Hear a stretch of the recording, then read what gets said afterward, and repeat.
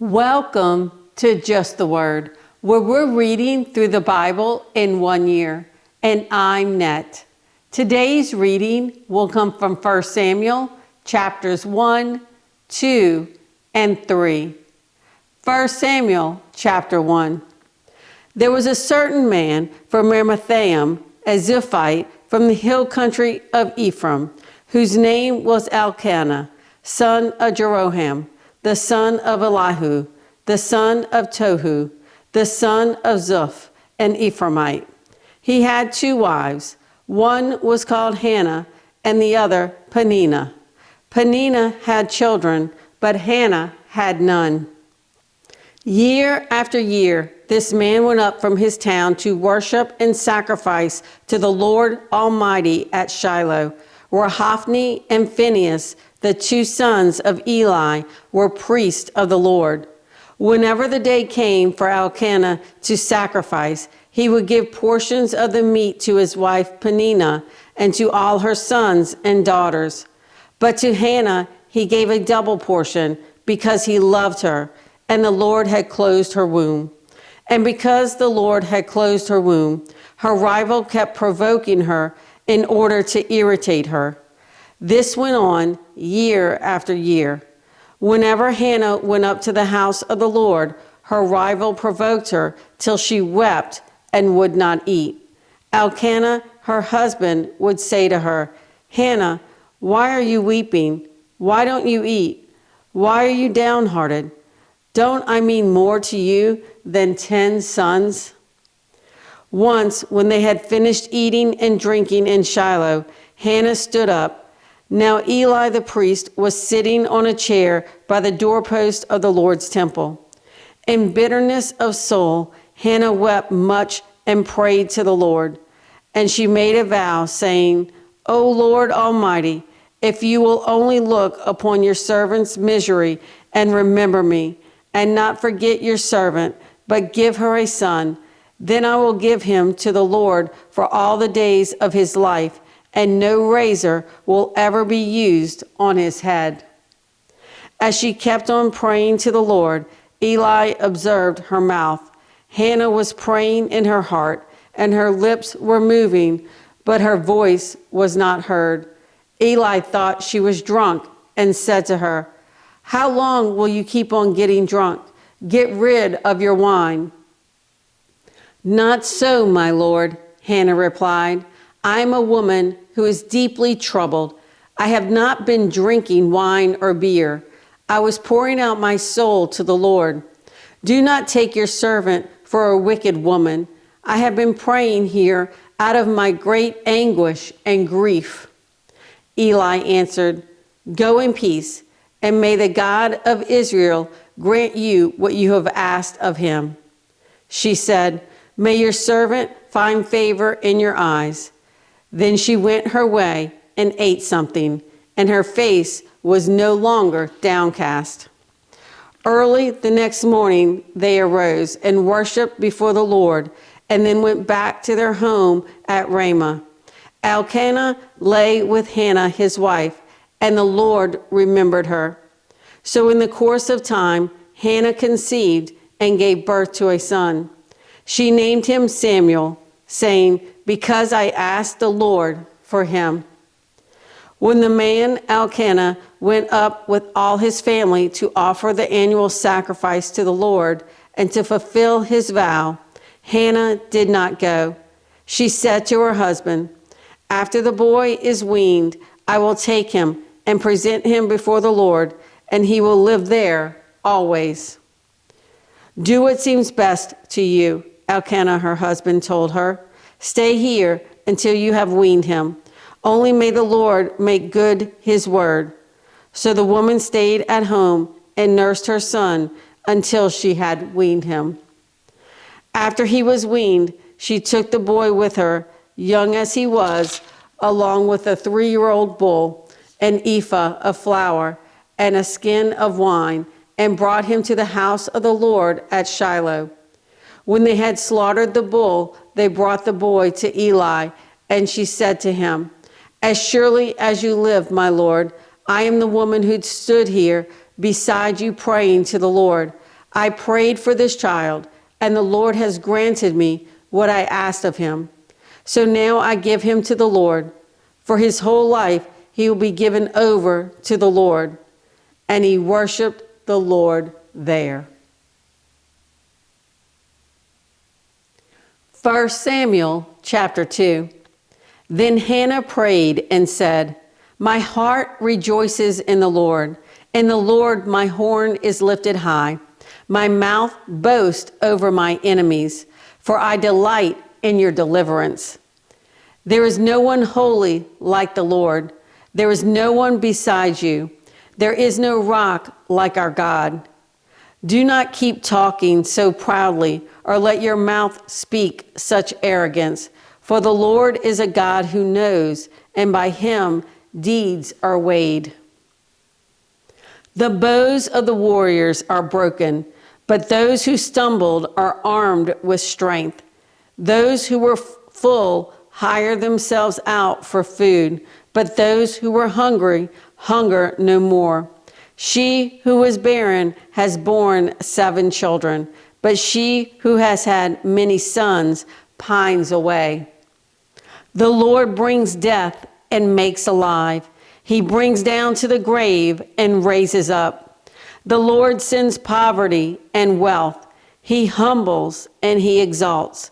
He raises the poor from the dust and lifts the needy from the ash heap. He seats them with princes and has them inherit a throne of honor.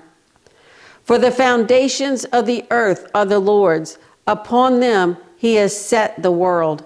He will guard the feet of his saints, but the wicked will be silenced in darkness. It is not by strength that one prevails. Those who oppose the Lord will be shattered. He will thunder against them from heaven. The Lord will judge the ends of the earth. He will give strength to his king and exalt the horn of his anointed. Then Elkanah went home to Ramah, but the boy ministered before the Lord under Eli the priest. Then Elkanah went home to Ramah, but the boy ministered before the Lord under Eli the priest. Eli's sons were wicked men. They had no regard for the Lord. Now it was the practice of the priest with the people that whenever anyone offered a sacrifice, and while the meat was being boiled, the servant of the priest would come with a 3-pronged fork in his hand. He would plunge it into the pan or kettle or cauldron or pot, and the priest would take for himself whatever the fork brought up. This is how they treated all the Israelites who came to Shiloh. But even before the fat was burned, the servant of the priest would come and say to the man who was sacrificing, "Give the priest some meat to roast. He won't accept boiled meat from you, but only raw." If the man said to him, "Let the fat be burned up first, and then take whatever you want," the servant would then answer, "No, hand it over now. If you don't, I'll take it by force." This sin of the young men was very great in the Lord's sight, for they were treating the Lord's offering with contempt.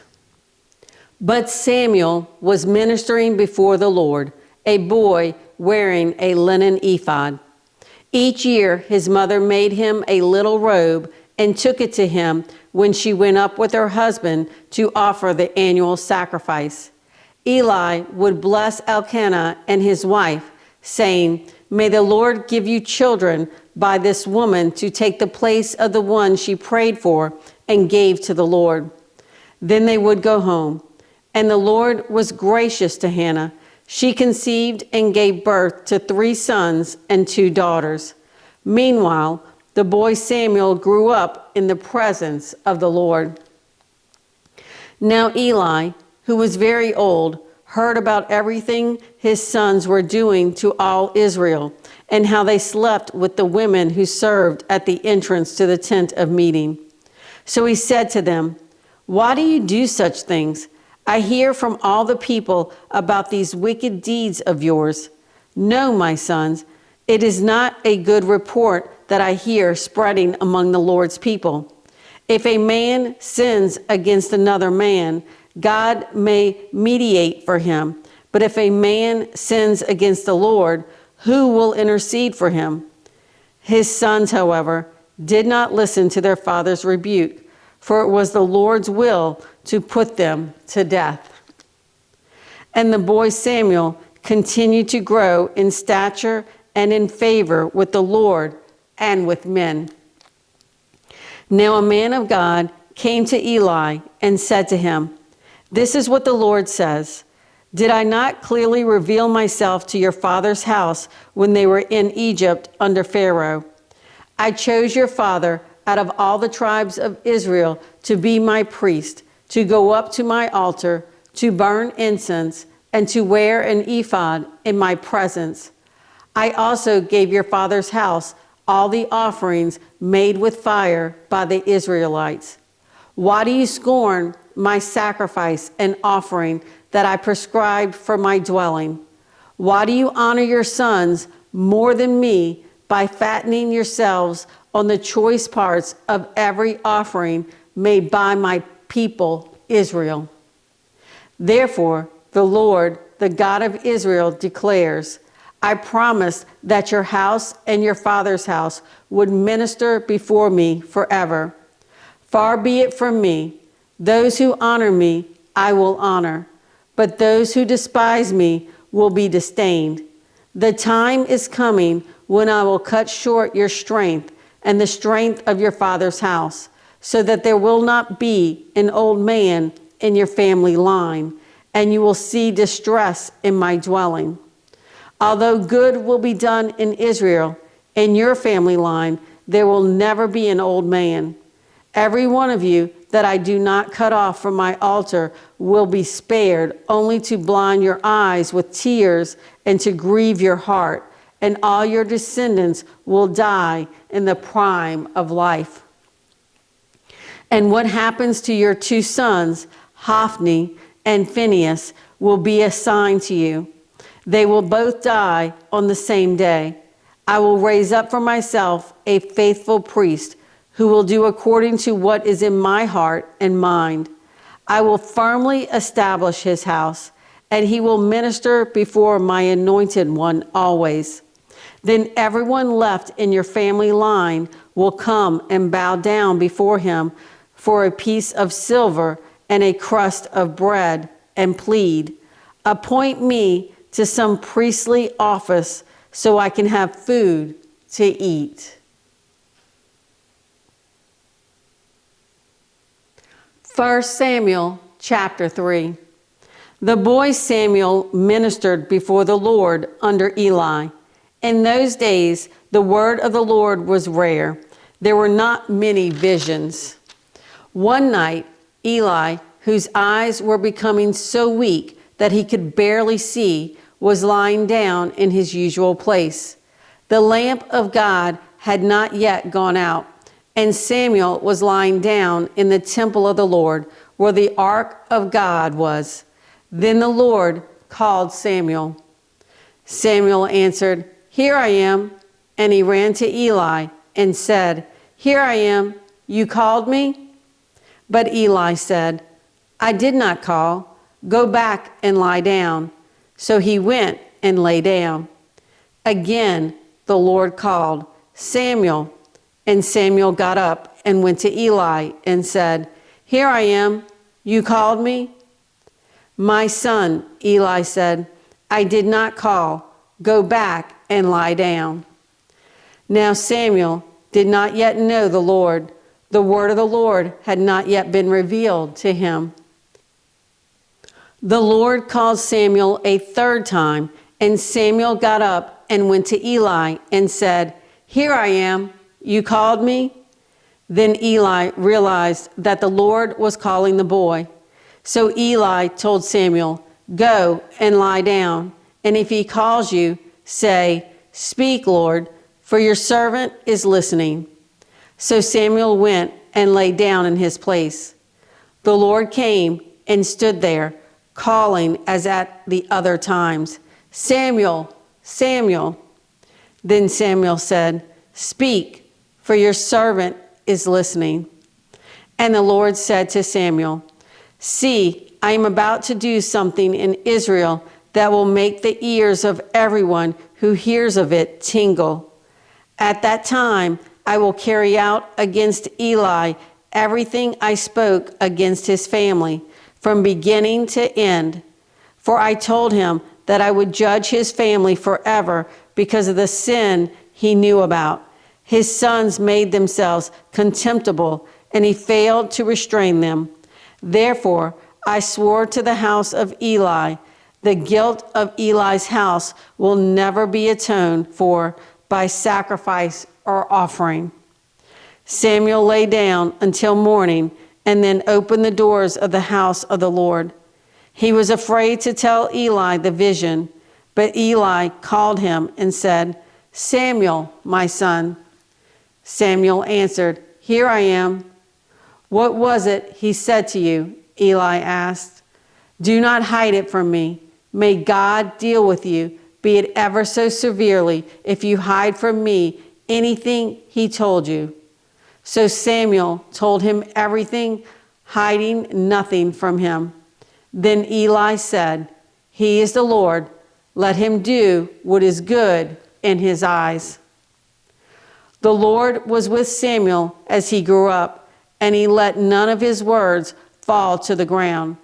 And all Israel, from Dan to Beersheba, recognized that Samuel was attested as a prophet of the Lord. The Lord continued to appear at Shiloh, and there he revealed himself to Samuel through his word. Thanks for joining Just the Word. See you tomorrow.